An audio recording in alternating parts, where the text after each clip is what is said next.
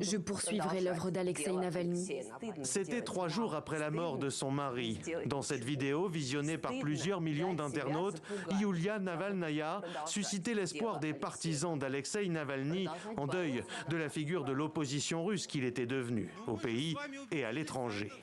Depuis, elle multiplie les rencontres avec les dirigeants occidentaux et les prises de parole, comme ici à Strasbourg cette semaine, au Parlement européen.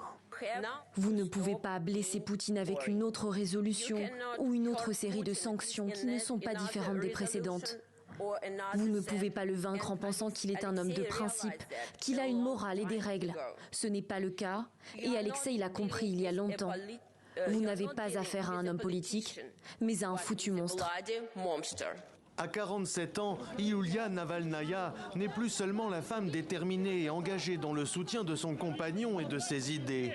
Depuis 2020, elle est l'héroïne qui a extirpé son mari de Russie après son empoisonnement pour le faire soigner en Allemagne. Et 1 an plus tard, lorsqu'Alexeï Navalny décide avec elle de son retour au pays malgré les risques, elle bascule en figure politique. Elle devient dès lors sa principale porte-parole sur place et à l'étranger, comme ici lors de la cérémonie des Oscars l'année dernière. Mais ce destin suffit-il pour poursuivre l'œuvre de son mari dans un pays, la Russie, où les opposants en exil sont peu considérés?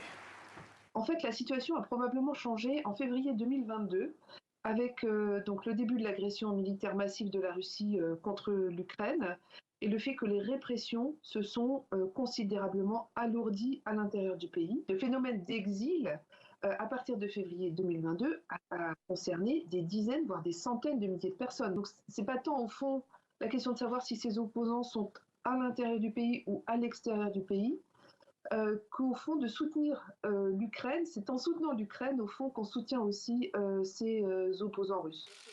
Au vu des attaques de la propagande pro-Kremlin à son encontre, Yulia Navalnaya semble déjà considérée comme une sérieuse menace par Moscou. Si rien ne dit pour l'heure qu'elle embrassera le rôle d'opposante numéro 1 sur le sol russe, elle peut d'ores et déjà compter sur le soutien de Daria Navalnaya, la fille qu'elle a eue avec Alexeï Navalny. À 23 ans, la jeune femme a prévenu qu'elle poursuivrait elle aussi le combat de son père.